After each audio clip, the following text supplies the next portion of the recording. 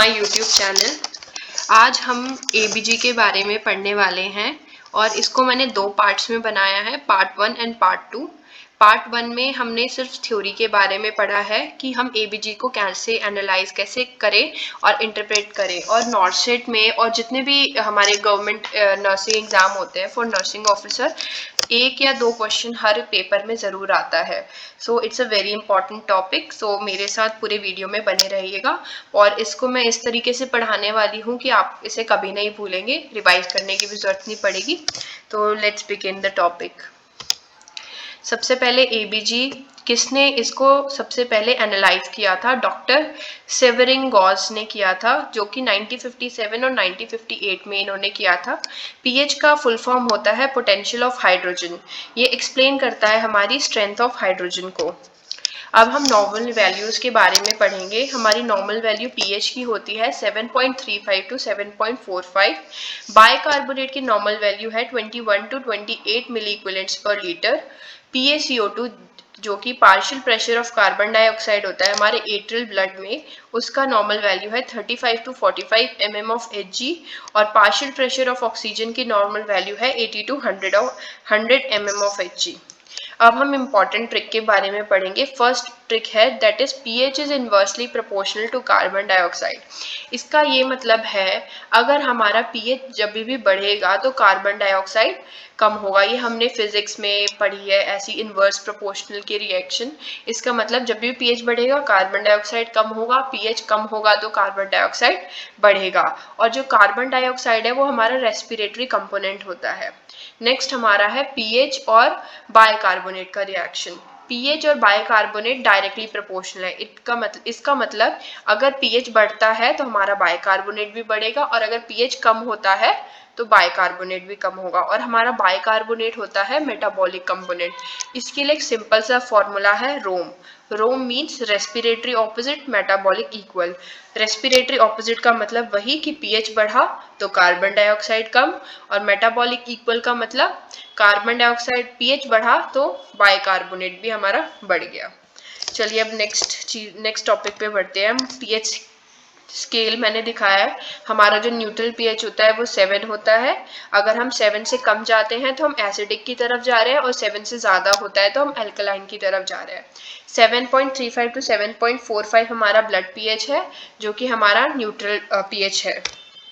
अब हम एसिडोसिस और एल्कलोसिस के बारे में पढ़ेंगे। एसिडोसिस मतलब जब हमारा पीएच 7.35 से कम है, वो हमारा मेटाबॉलिक एसिडोसिस भी हो सकता है, रेस्पिरेटरी एसिडोसिस भी हो सकता है।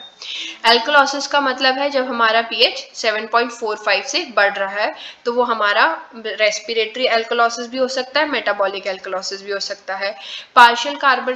Partial pressure of carbon dioxide अगर हमारा नॉर्मल रेंज में नहीं है, जो कि partial pressure of carbon dioxide की नॉर्मल रेंज है 35 टू 45 mm ऑफ Hg, और वहीं बाइकार्बोनेट की है 21 टू 28 मिली इक्विवेलेंट्स पर लीटर। और ये हमारा मेटाबॉलिक एल्कलोसिस भी हो सकता है और मेटाबॉलिक एसिडोसिस। इसमें मेन चीज़ ये है कि कार्बन डाइऑक्साइड हमारा रेस्पिरेशन से ही रिलेट करेगा और बाइकार्बोनेट हमारा मेटाबॉलिक से रिलेट करेगा। तो हम पहले अगर कभी भी कोई भी पीएच, अगर हम एबीजी देखने जा रहे हैं तो हमें सबसे पहले क्या देखना है, उसमें पीएच क्या है। पीएच अगर हमारा 7.35 से कम जा रहा है तो हम उसको बोलेंगे ये पेशेंट एसिडोसिस में है। उसके बाद हम देखेंगे कि उसका कार्बन डाइऑक्साइड लेवल क्या है। अगर हमारा पीएच कम है तो हमारा कार्बन डाइऑक्साइड बढ़ना चाहिए। अगर ये रिलेशन देखने को मिल रहा है तो इसका मतलब पेशेंट को क्या है, रेस्पिरेटरी एसिडोसिस। पर अगर हमारा कार्बन डाइऑक्साइड नॉर्मल रेंज में है पर बाइकार्बोनेट हमारा जो है वो भी कम हो रहा है, तो ये हमारा हो जाएगा मेटाबॉलिक एसिडोसिस। नेक्स्ट हम कॉजेज के बारे में पढ़ते हैं कि रेस्पिरेटरी एसिडोसिस के क्या क्या कॉजेज हैं। सबसे पहला एस्थमा। एस्थमा में क्या होता है, किसी भी एलर्जन के कारण हमारी जो मसल होती है वो स्पैज्म हो जाती है, मतलब सिकुड़ जाती है, जिसकी वजह से हमारा गैस एक्सचेंज प्रॉपर नहीं हो पाता। तो हमारा जो कार्बन डाइऑक्साइड है वो हमारी लंग्स में रिटेन कर जाता है, और इसकी वजह से हमारा एसिडोसिस बढ़ जाता है। कार्बन डाइऑक्साइड अगर हमारी बॉडी से एक्सचेंज नहीं होगा तो हमारी बॉडी में H+ आयंस हमारी बॉडी में एक्सेस हो जाएंगे, जो कि हमारी बॉडी में एसिडोसिस कॉज करेंगे। नेक्स्ट आता है एटिलेक्सिस। एटिलेक्टासिस में क्या होता है, हमारी जो एल्विलाई है उसके अंदर म्यूकस इकट्ठा हो जाता है जिसकी वजह से गैस एक्सचेंज नहीं होगी, तो हमारा जो कार्बोनिक एसिड मेन चीज होती है, कार्बोनिक एसिड रिटेन कर जाता है बॉडी में, जो कि जिसका फॉर्मूला है H2CO3। जब हमारा बाइकार्बोनेट H+ आयन के साथ कंबाइन होता है तो वो बनाता है H2CO3 और वो बाद में स्प्लिट हो जाता है H2O और CO2 में, और वही हम एक्सेल करते हैं एनवायरमेंट में। बट अगर हम हमारी रेस्पिरेटरी चीज़ों में, अगर हमारे रेस्पिरेशन में कोई ब्लॉकेज है तो वो हम एक्सेल नहीं कर पाएंगे, जिसके कारण हमारी बॉडी में H+ आयन की एक्सेस हो जाएगी जो कि एसिडोसिस कॉज करेगा। सेम ऐसे ही ब्रेन ट्रॉमा में अगर हमारे रेस्पिरेटरी सेंटर पे इंजरी हुई है, रेस्पिरेटरी सेंटर हमारा मेडुला ओब्लोंगोटा में लोकेट होता है, अगर उस पर इंजरी हुई है तो उस केस में भी हमारे H+ आयन की कंसंट्रेशन बढ़ जाएगी, क्योंकि हम अच्छे से एक्सपायर नहीं कर पाएंगे, एक्सेल नहीं कर पाएंगे। ब्रोंकेक्टाइसिस में भी हमारी ब्रोंकियल डायलेट हो जाती है जिस वजह से अच्छे से गैस एक्सचेंज नहीं हो पाती।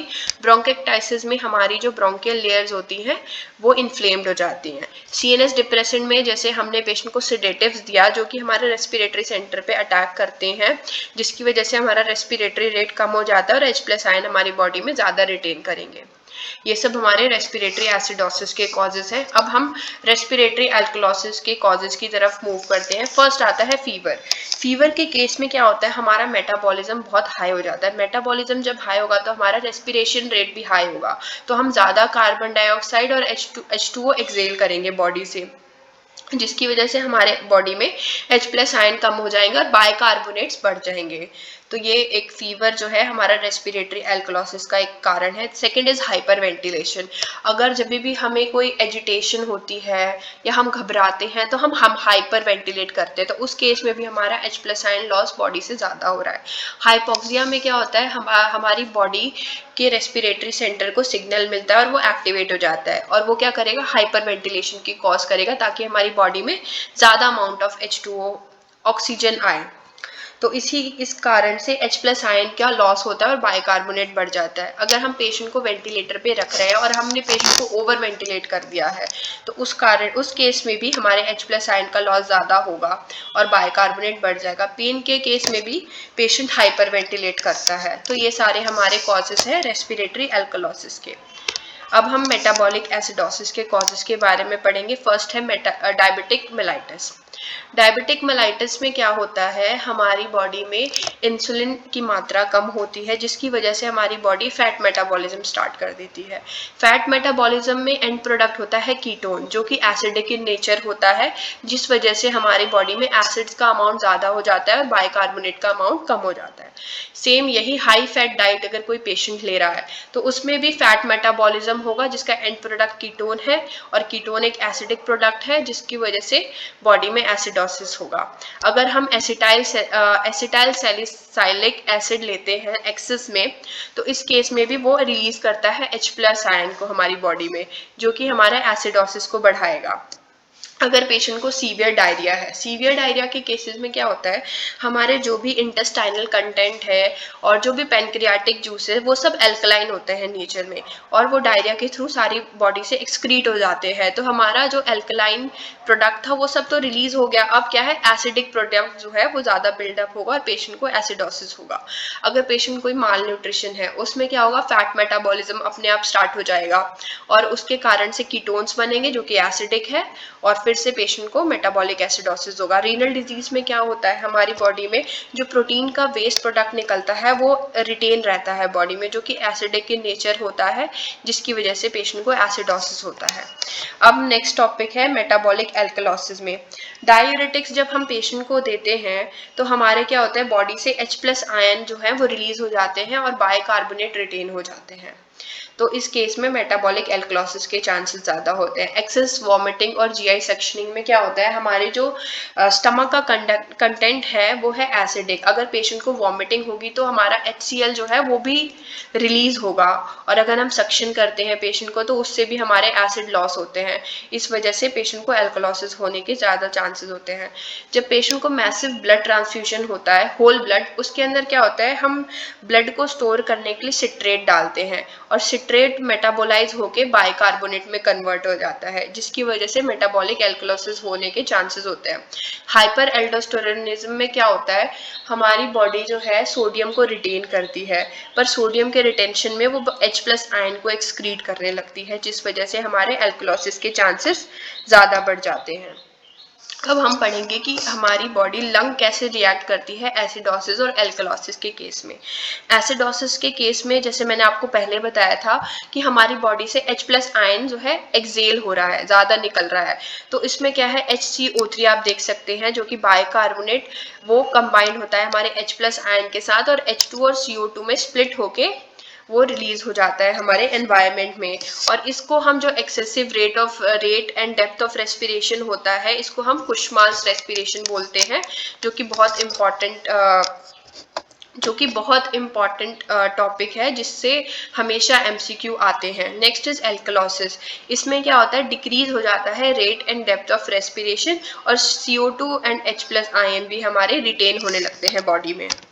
नेक्स्ट हमारा किडनी का क्या रिएक्शन हो सकता है एसिडोसिस और एल्कलोसिस में। एसिडोसिस के केस में क्या होता है, H+ आयन एक्सक्रीट हो जाते हैं हमारे यूरिन से in the form of phosphoric acid H3PO4, और एल्कलोसिस के केस में HCO3 कंबाइन करता है सोडियम के साथ और बनाता है सोडियम बाइकार्बोनेट, जो कि एक्सक्रीट हो जाता है हमारा यूरिन में। अब हम एसिड बेस इम्बैलेंस के बारे में पढ़ेंगे। इसको पढ़ने से पहले हमें इसमें 3 चीज़ों के बारे में पता होना चाहिए। That is U, that is uncompensated, PC means partially compensated, C means compensated. Uncompensated का मतलब होता है जब भी हमारी बॉडी में कोई भी इम्बैलेंस होता है तो हमारी बॉडी उस चीज़ को पहले बैलेंस करने की कोशिश करती है, पर वो भी उसका बॉडी का बैलेंस करने का एक टाइम ड्यूरेशन है, वो कुछ ही टाइम तक बैलेंस कर पाएगी, उसके बाद वो बैलेंस नहीं कर पा रही, तो उस चीज़ को हम बोलते हैं अनकम्पनसेटेड। पार्शियली कंपनसेटेड मीन्स कि बॉडी बैलेंस करने की कोशिश कर रही है पर वो पूरी तरह से कंपनसेट नहीं कर पा रही, मतलब वो पूरी तरह से हमारी बॉडी को नॉर्मल वे में नहीं लेके आ पा रही है। कंपनसेटेड का मतलब वो पूरी तरह से काम करके जो वैल्यूज नॉर्मल थी उसी नॉर्मल वैल्यू पे आ गई है। तो इसमें अब हम पढ़ते हैं पहले रेस्पिरेटरी एसिडोसिस के बारे में। अगर वो अनकम्पनसेटेड है तो pH हमारा डिक्रीज होगा, जैसे कि मैंने आपको पहले ही बताया था, एसिडोसिस मीन्स pH डिक्रीज होगा। HCO3 इसमें नॉर्मल रहेगा क्योंकि रेस्पिरेटरी है, रेस्पिरेटरी का कॉम्पोनेंट होता है PaCO2। हमारा जो PaO2 होता है वो यूजुअली डिक्रीज हो जाएगा और PaCO2 इंक्रीज हो जाएगा, क्योंकि pH हमारा डिक्रीज्ड है तो PaCO2 इंक्रीज हो जाएगा। अब इसमें पोटेशियम इंक्रीज हो जाएगा। पोटेशियम क्या रोल प्ले करता है, जब भी एसिडोसिस होता है हमारी बॉडी में तो हमारी बॉडी में H+ आयन्स बढ़ जाते हैं, तो बॉडी जब कंपनसेट करने की कोशिश करती है तो H+ आयन के एक्सचेंज में सेल से पोटेशियम बाहर आ जाता है और H+ आयन सेल के अंदर जाता है, तो इस कारण से एसिडोसिस के केस में हमारा पोटेशियम लेवल इंक्रीज हो जाता है और इसको हम बोलते हैं हाइपरकलीमिया। तो अगर आप किसी का भी ABG देखेंगे, अगर उसको एसिडोसिस हो रहा है या रेस्पिरेटरी हो या मेटाबॉलिक, तो उसमें आप पोटेशियम को पाएंगे कि वो इंक्रीज रहेगा। अब हम पार्शियली कंपनसेटेड की तरफ बढ़ते हैं, तो इसमें pH डिक्रीज रहेगा, HCO3 इंक्रीज रहेगा बिकॉज बॉडी कंपनसेट करने की कोशिश कर रही है। PaO2 यूजुअली डिक्रीज रहेगा सेम, PaCO2 इसमें इंक्रीज रहेगा, पोटेशियम इंक्रीज रहेगा।